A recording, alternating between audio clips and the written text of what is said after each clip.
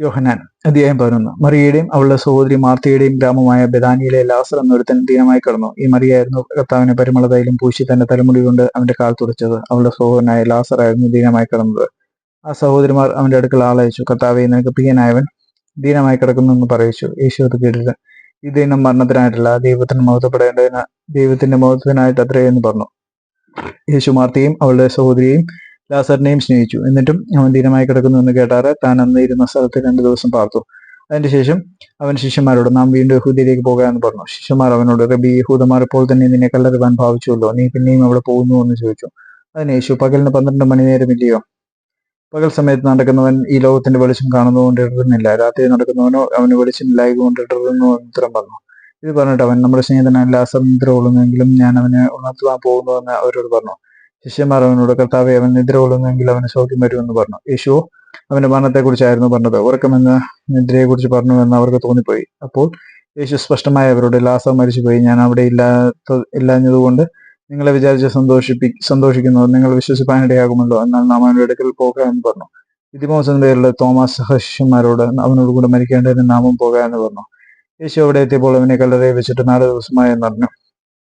Bethany യെരൂശലേമിന് അരികെ ഏകദേശം 2 നാഴിക ദൂരത്തായിരുന്നു.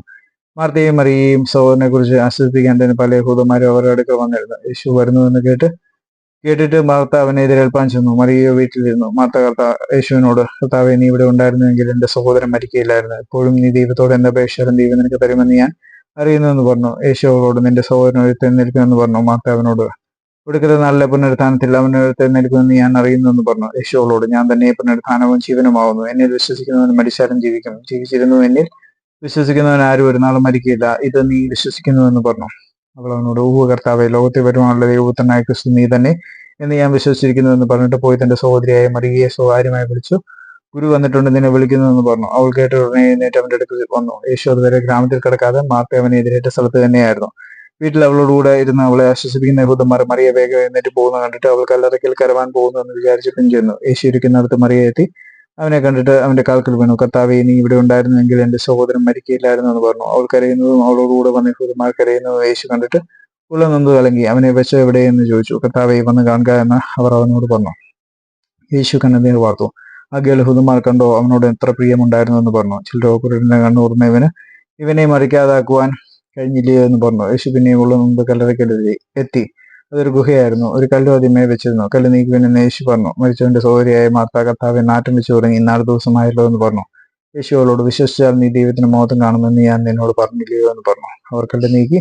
യേശു മേലോട്ട് നോക്കി, പിതാവേ, നീ എന്റെ അപേക്ഷ കേട്ടതിനാൽ ഞാൻ നിന്നെ വാഴ്ത്തുന്നു. നീ എപ്പോഴും എന്റെ അപേക്ഷ കേൾക്കുന്നുവെന്ന് ഞാൻ അറിഞ്ഞിരിക്കുന്നു. എങ്കിലും നീ എന്നെ യേശു എന്ന് ചുറ്റും നിൽക്കുന്ന പുരുഷാരം വിശ്വസിക്കേണ്ടതിന് അവരുടെ നിമിത്തം ഞാൻ പറയുന്നു എന്ന് പറഞ്ഞു. ഇങ്ങനെ പറഞ്ഞിട്ട് അവൻ, ലാസറെ പുറത്തു വരിക എന്ന് ഉറക്കെ വിളിച്ചു. മരിച്ചവൻ പുറത്തു വന്നു. അവന്റെ കാലും കൈയും ക്ഷീര കൊണ്ട് കെട്ടിയും മുഖവും കൊണ്ട് മൂടിയുമിരുന്നു. അവന്റെ കെട്ടഴിപ്പിൻ, അവൻ പോകട്ടെ എന്ന് യേശു അവരോട് പറഞ്ഞു. മറിയയുടെ അടുക്കൽ വന്ന യഹൂദന്മാരിൽ പലരും അവൻ ചെയ്തത് കണ്ടിട്ട് അവനെ വിശ്വസിച്ചു. എന്നാൽ ചില പരീക്ഷന്മാരുടെ അടുക്കൽ പോയി യേശു ചെയ്ത് അവരോട് അറിയിച്ചു. മഹാപുരോഹിതന്മാരും പരീക്ഷന്മാരും സംഘം കൂടി, നാം എന്ത് ചെയ്യേണ്ടു? ഈ മനുഷ്യൻ വളരെ അടയാളങ്ങൾ ചെയ്യുന്നുവല്ലോ. അവനെ ഇങ്ങനെ വിട്ടയച്ചാൽ എല്ലാവരും അവനെ വിശ്വസിക്കും.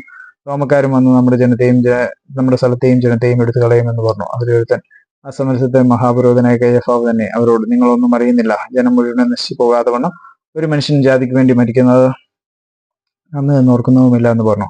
അവനിത് സ്വയമായി പറഞ്ഞതല്ല, താൻ ആ സമരത്തെ മഹാപുരോഹിതനാകിയാൽ ജനത്തിന് വേണ്ടി യേശു മരിപ്പാനിരിക്കുന്നതെന്ന് പ്രവചിച്ചതത്രേ. ജനത്തിന് വേണ്ടി മാത്രമല്ല, ജോലിപ്പോയിരിക്കുന്ന ദൈവമക്കളെ ഒന്നായിട്ട് ചേർക്കേണ്ടതിനും തന്നെ. അന്നു മുതൽ അവർ അവനെ കൊല്ലുവാൻ ആലോചിച്ചു. അതുകൊണ്ട് യേശു യഹൂദന്മാരുടെ പിന്നെ പരസ്യമായി നടക്കാതെ അവിടം വിട്ട് മരുഭൂമിക്കരികെ എഫ്രയീം എന്ന പട്ടണത്തിലേക്ക് വാങ്ങി ശിഷ്യന്മാരുമായി അവിടെ പാർത്തു. യഹൂദന്മാരുടെ പെസഹ പലരും തങ്ങൾക്ക് ശുദ്ധി വരുത്തുവാൻ പെസഹയ്ക്ക് മുമ്പേ നാട്ടിൽ നിന്ന് യെരൂശലേമിലേക്ക് പോയി.